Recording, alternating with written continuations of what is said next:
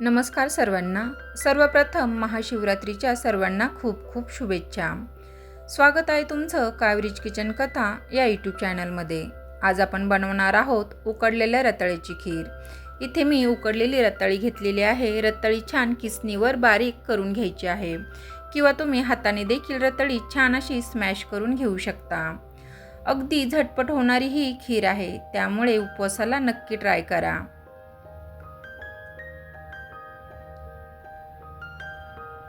पाहू शकता छान अशी रताळी आपली किसून झालेली आहे. अगदी मऊसूद देखील झालेली आहे.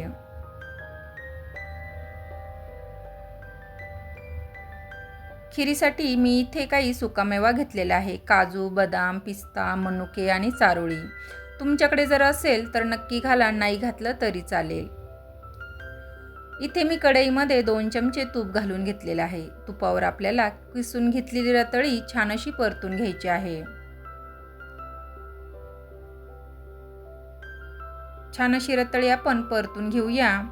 आपली रताळी छान अशी परतून झालेली आहे. आता यामध्ये आपण दूध घालून घेऊया.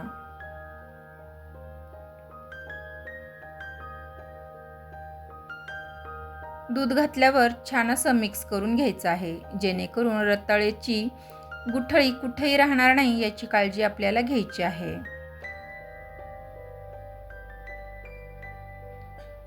छान अशी खीर आपली एकजीव झालेली आहे. आता इथे मी साखर घालून घेत आहे.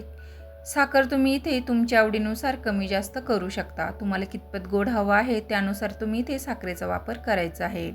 इथे मी काजू, बदाम, मनुके घालून घेत आहे. तुमच्या घरात जो सुकामेवा असेल तो तुम्ही इथे घालू शकता किंवा नाही घातलं तरी चालेल. छान अशी वेलची पूड घालून घ्यायची आहे, जेणेकरून खिरीला आपल्या छान असा सुगंध येईल. वेलची पूड घातल्याच्या नंतर छान असं मिक्स करून घेऊया. पाहू शकता छान अशी घट्टसर आपली खीर तयार झालेली आहे.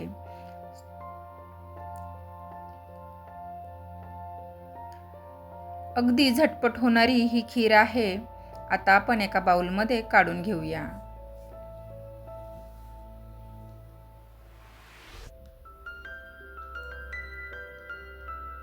अगदी कमी साहित्यात होणारी ही खीर आहे.